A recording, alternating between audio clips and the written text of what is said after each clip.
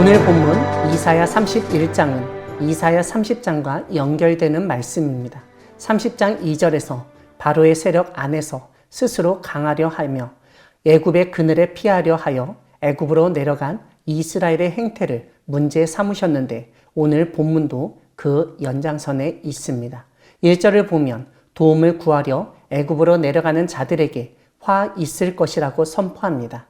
다시 말씀드리지만 이사야 28장부터 31장까지는 히브리어, 호의, 저주, 선언이 나오는 장들입니다. 애굽의 도움을 구하는 것이 왜 저주받을 일인지 1절 뒷부분에서 알려줍니다. 이스라엘이 애굽의 말과 병거의 많음과 마병의 심히 강함을 의지하였기 때문입니다. 이것은 다른 말로 하면 이스라엘이 애굽의 군사력을 의지하였다는 뜻입니다.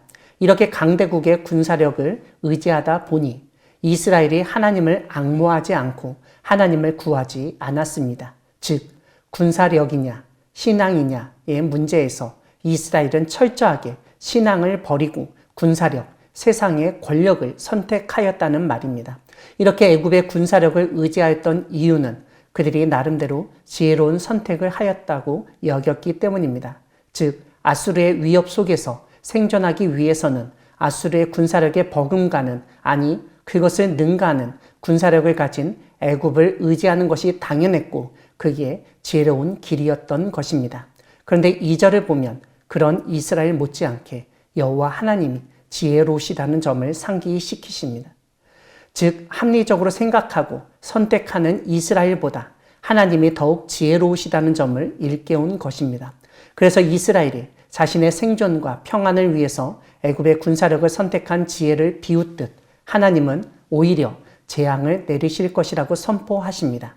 악행하는 자들의 집을 치시고 행악을 돕는 자들을 치실 것이라고 알립니다.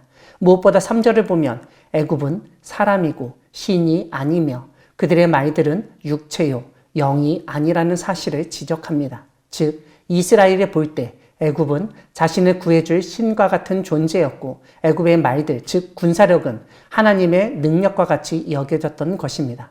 하지만 하나님은 애굽이 사람처럼 연약하고 그런 애굽이 가진 군사력 역시 육체처럼 쇠약하고 언젠가 소멸될 수밖에 없다는 점을 일깨우십니다.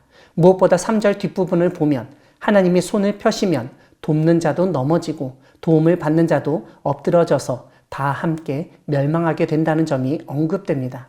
여기서 돕는 자는 애굽, 도움을 받는 자는 이스라엘로 애굽과 이스라엘이 함께 망하게 될 것을 말씀하신 것입니다. 이것은 30장에서 살펴보았듯 애굽과 이스라엘이 맹약, 즉 동맹을 맺고 전쟁을 함께 치르지만 전쟁에서 패해서 함께 멸망할 것이라는 점을 알려주는 말씀입니다. 나름대로 지혜롭게 선택하고 결정한 일이지만 하나님과 상관없이 인간적이고 세상적인 방식이었기 때문에 자신이 생각한 좋은 결과가 아닌 나쁜 결과가 나게 되리라는 말입니다. 하지만 4절 이하를 보면 이렇게 이스라엘에 대하여 저주를 선포하시고 애국과 더불어 멸망하리라 심판을 선언하신 하나님이시지만 사자가 먹이를 움키고 지킴같이 새가 날개치며 그 새끼를 보함같이 예루살렘을 보호하실 것이라고 알려줍니다. 무엇보다 하나님이 그 위기의 순간에, 멸망의 순간에 구원하실 것임을 약속하십니다.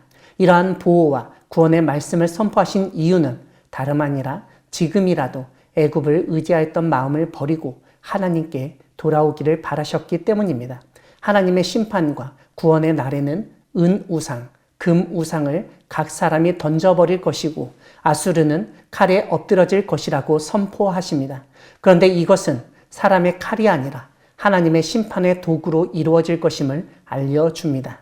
사랑하는 광야교회 성도 여러분, 하나님은 하나님을 구하지 않고 스스로 지혜로운 선택을 하는 인간을 심판하시는 분이십니다. 이 세상을 살아갈 때 우리는 매 순간 판단하고 선택하고 결정해야 합니다. 그때마다 우리는 나름대로 지혜롭게 선택하고 결정한다고 하지만 우리가 생각한 것처럼 지혜롭지도 않고 결과가 좋지도 못할 때가 있습니다. 오늘 말씀은 그런 일이 발생하는 이유는 우리가 하나님을 의지하지 않고 하나님을 앙모하지 않고 하나님을 구하지 않기 때문에 그렇다고 알려줍니다. 다시 말씀드리면 우리에게 믿음이 없을 때 우리는 세상적인 방식을 탐하고 세상적인 힘을 구한다는 것입니다. 그러므로 우리는 무엇보다 믿음을 회복하고 하나님을 의지하며 하나님을 더욱 구하며 나아가야 하겠습니다. 그럴 때 오늘 마지막 부분에서 약속하신 것처럼 위기의 순간에 하나님이 우리를 보호하시고 구원해 주실 것입니다. 사람이 아니라 하나님을 의지하고 하나님의 보호하심과 구원하심을 경험하는 우리 모두가 되기를 소망합니다. 아멘.